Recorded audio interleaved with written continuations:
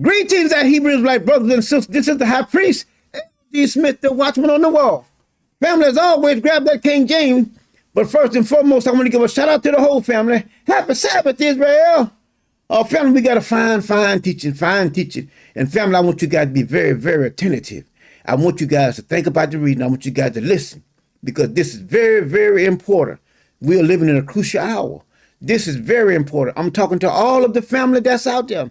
Anyone that come across this video, please listen and pay close attention to it because we're in the last hour. It is 11:11. All praise. And family, you guys gonna see what 11:11 is. All right. So I do want to wish you guys a happy Sabbath, and I did say we got a fine teaching, and I want to let you guys know that we over here at the high priest over the whole house of Israel. We love you guys and want you guys to receive this word from the Most High God that is here, to call all of us back as a family. All praise. So we're gonna go ahead and get started now. I'm gonna deal with something here. Let's go to Nehemiah chapter 9, and we're gonna just look at a few verses there. And this is going to be my foundation, and then we're going to go ahead and build on that, and then we're going to show you about 11:11, the hour that we're in. All right. Now, Nehemiah chapter 9. Let's read verse 24, and we can just come on down. It says, so the children went and possess the land, and though thou subdued before them the inhabitants of the land, the Canaanites, and gave them into their hands with their kings and the people of the land, that they might do with them as they would. The Most High delivered them into their hand, and look, do with them, as you would. Do what you want with them. All right. Now look what he says here. He said, and they took strong cities and fat lands and possessed houses full of goods, all goods, wells dug, vineyards and olive trees and fruit trees in abundance. So the fruit trees in abundance, so they did eat and were filled and became fat and delighted themselves in thy great goodness. Now here's the key point. Here's the sticky part right here. I want you guys to understand this, and you can see why we're here in the predicament that we're in now, because the word wasn't passed down. It wasn't passed down to we his people like it should have been. And look what it says. Nevertheless, they were disobedient and rebelled against thee, and cast thy law behind their backs. Now we're going to deal with that. See, even though you and I didn't know the Most High, now we're coming to know the Most High. Now we're coming to know the Most High, and a lot of you all are doing the same thing. You're casting his word behind your back and saying, well, I don't have to do that. That's for them, but not for me. But how can you be a collective group and it be for some, but not for others? That doesn't make sense. And I'm not going to ask anyone to make it make sense to me. It doesn't make sense, and I would never go along with any kind of foolishness like that. They cast thy word behind their backs, and slew the prophets which testify against them, to turn them to thee, and that thou wrought great provocation. Now, we're going to look at this word here. They threw the word of God behind their back. That has to change. That has to change. We have to be obedient to the word of God, and I'm gonna show you. See, because we're in the hour of 11:11. See, and I'm gonna show you. Now let us keep on going. Let's go to Isaiah 55. Isaiah 55. Now let's go there real quick. Now watch your family. Isaiah 55, and then we're gonna deal with that, because this is where we are. Don't let nobody fool you. Don't be fooled. Please don't. This is not the time. This is not the time for any foolishness. Now we're going to go with Isaiah 55. Like I stated, I'm going to get there. Because we got time, and we're going to deal with it. Isaiah 55. Let's look at verses. Let's look at verses 5 and 6. It says, behold, thou shalt call a nation that thou knowest not. A nation that knoweth not thee shall run unto thee, because of the Lord thy God, and from the Holy One of Israel, for he has glorified thee. That day is coming. That day is coming. But we have to be ready for that day when it comes. Look what it says. Seek ye the Lord while he may be found. Call upon him while he may be near. See, there's going to come a time when his people are not going to be able to call him. Well, you can call him, but he's not going to hear you. He's not going to hear you. Why? Because he's sending the warning out now. He's telling you this is the time. This is the time for you to seek the Lord right now. You can't seek him when all this stuff starts happening, because it's going to be too late. I have sent someone out to warn you of me, to warn you about me, to tell you what I require of you. That is to fear the Lord and keep his commandments. I have sent that individual to tell you this, but you refuse to listen. You won't listen. You won't listen. You want to do whatever someone else tells you. Look, there are millions and millions of people out there just saying stuff. They have information. But no one has been sent to tell you anything but one individual.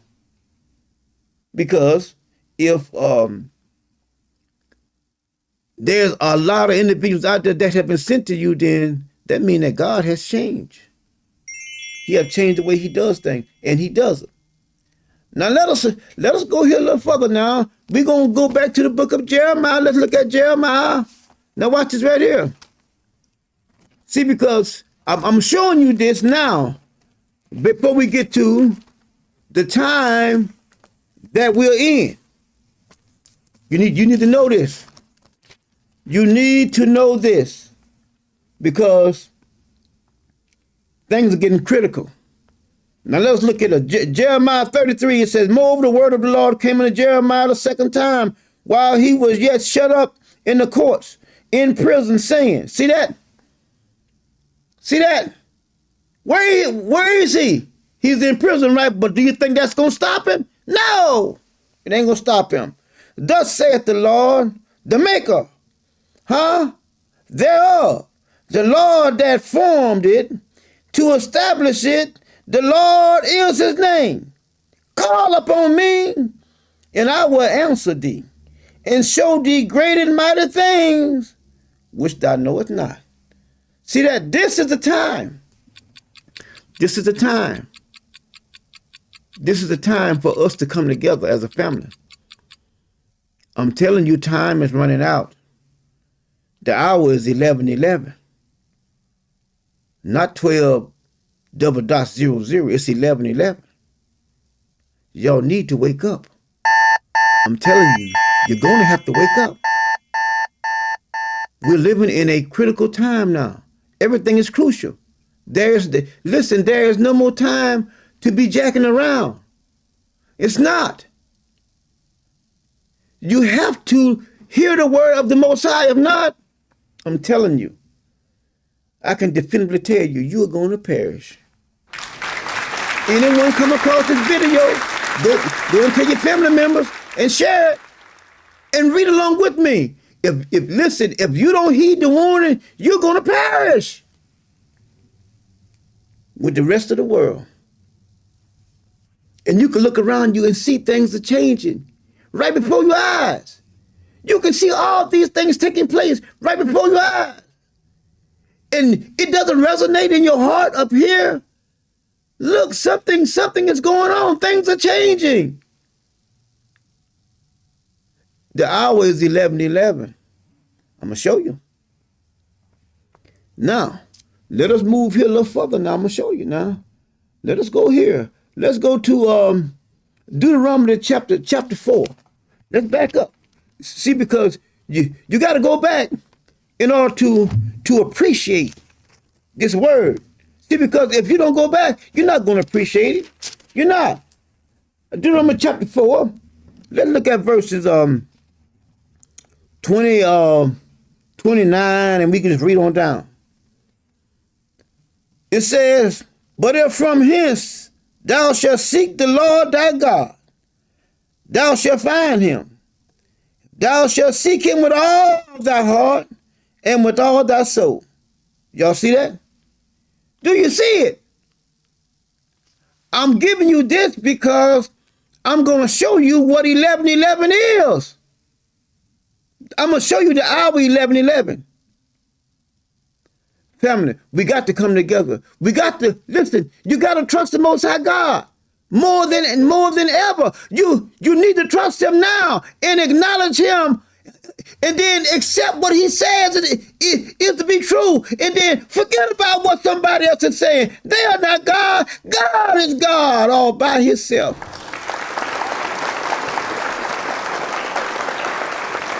But you are afraid of someone that looks like me and you that's walking around here. Why won't you be afraid of the creator of all things? Why won't you be afraid of him? But you're not. You don't even respect him. You don't respect his word. You change his word. You accept changing his word. And he says, do not take from my word and don't add to it. He says, if you do, you're going to be found a liar. You're going to be found a liar when you change his word and then start doing other stuff. He's not going to acknowledge that because that's not his word. He's only going to acknowledge his word. Not what you have said that he have said and changed it, but he's going to acknowledge what he had said. Now let's keep on reading here. Deuteronomy chapter 4, we did 28. Now let's read 29. It said, but if from his thou shalt seek the Lord with the Lord thy God, thou shalt find him, if thou seek him with all thy heart and all thy soul. When thou art in tribulation, when your ass is in trouble, when you're in trouble, and all these things that come upon thee, even in the latter days, if thou turn to the Lord. But you don't want to turn to him. You want to turn to somebody that looks like you and then take what they say over the word that's in there. And that's been written thousands and thousands and thousands of years ago. But yet still, you let somebody that not even 100 years old change this. What is wrong with y'all? What is wrong with you? If thou turn to the Lord, thy God, and shall be obedient unto his voice, not somebody else. But y'all want to be obedient to somebody else's voice. All of them out there, the Christians, all of them in the other groups, all of them in the camps and stuff, they don't want to be obedient unto the Most High God, but they want to be obedient to a man or a woman that's in front of them. You'll be obedient to them, but you won't be obedient to the creator of all things. I'm going to show you. Stay up. Don't move now. Don't move. Stay right with me. Don't go nowhere.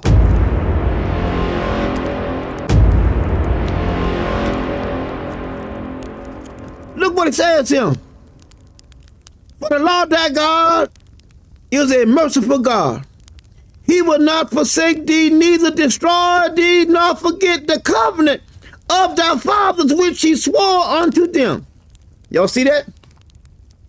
Y'all see that? He will not forget the covenant. But you got to turn to him. You got to turn to him. Now let's keep on going. Now let us look here at. Let us look at the at Let us go here I need to show you this. Let's go to the hour that we're in. Let's go to 11:11. Watch this right here. Watch this. Watch this right here now. Let's go to 11:11. Jeremiah chapter 11. Are y'all there? I'm gonna jump down, and then I'm gonna come back up, because this is how I gotta show it to you. And look what he says here. Let's go up to verse 9. It says, "And the Lord said unto me, a conspiracy is found among the men of Judah and among the inhabitants of Jerusalem. They are turned back to their iniquity." See that? They are turned back. They are turned back. And they are of their forefathers, which refuse to hear my word. See that? And I'm coming to you. I'm coming to you. He sent me. He sent me. I'm doing my job. Can't you see the love that he has for we his people? He sent one that is not popular. He sent one that is not excellent of speech. He sent one that is not well educated. This is to show you that I'm sending you somebody that is not capable of doing this on their own, so that you'll recognize that it's me. Because if I send you someone that is well speech, one that is well educated, then you can say, well, that individual is, he's well educated, she's well educated, and they speak fluently, and they know how to perform sentences, that is accustomed to Western civilization and whatnot, then you won't see God. But when he sends one that is not capable, and you can see that the individual is not capable, you have to know that with God, all things are possible.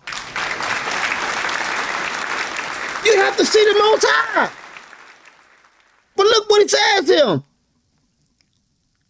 And they went after other gods to serve them. Anybody but me. I am he who span out the heaven. I am he who threw the stars out there and know them all by name. I am he. That made you. Look what he says. The house of Israel and the house of Judah have broken my covenant, which I made with their fathers. Listen.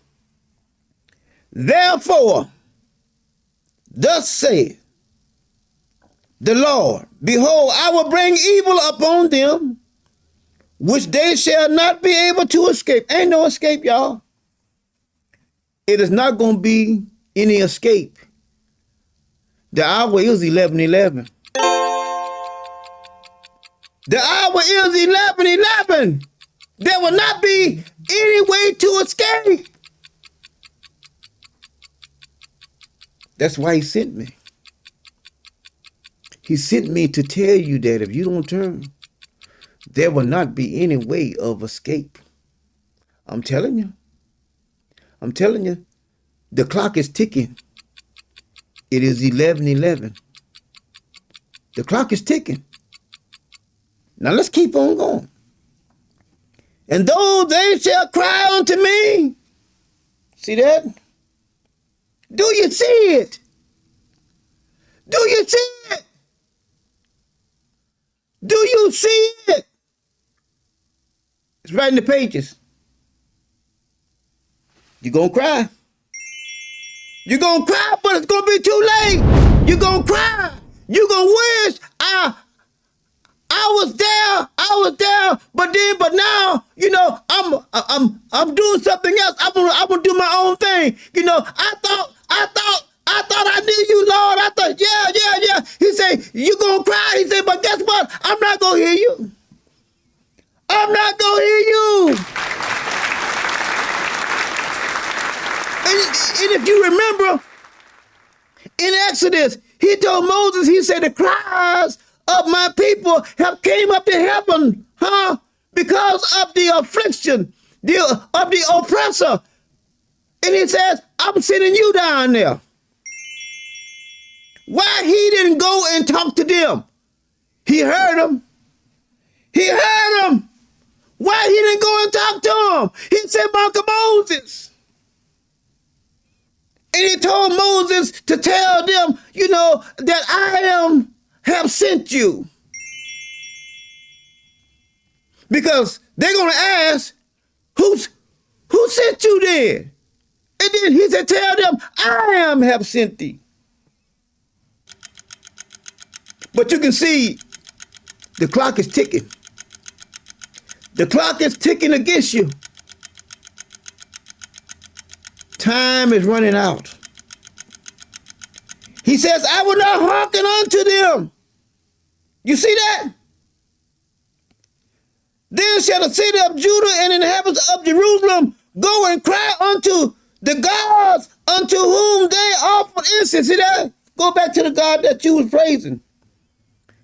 Go back to the invisible one that you call up there in heaven, or whatever you want to call them. Go and cry unto them.